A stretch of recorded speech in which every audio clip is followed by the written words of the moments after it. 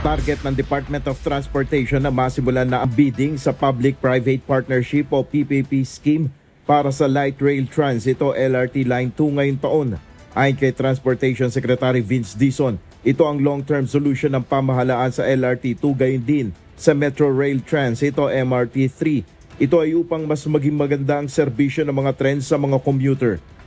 Ang pangmatagalang solusyon talaga dito ay dapat i-PPP na itong mga sistemang ito, no?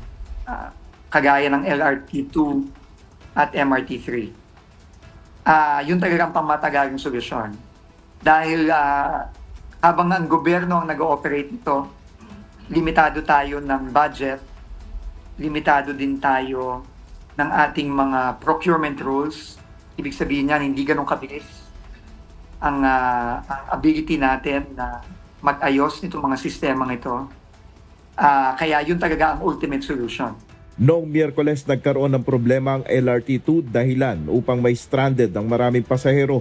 Ayon sa kalihim, hindi na rin maiiwasan ang problema sa nasabing linya ng tren dahil na rin sa kalumaan. Alam niyo po, napakaluma na po ng mga sistema dito.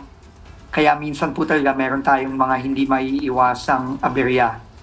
Kahapon po ay nagkaroon ng problema sa kuryente at mga 5 oras bago ito naayos.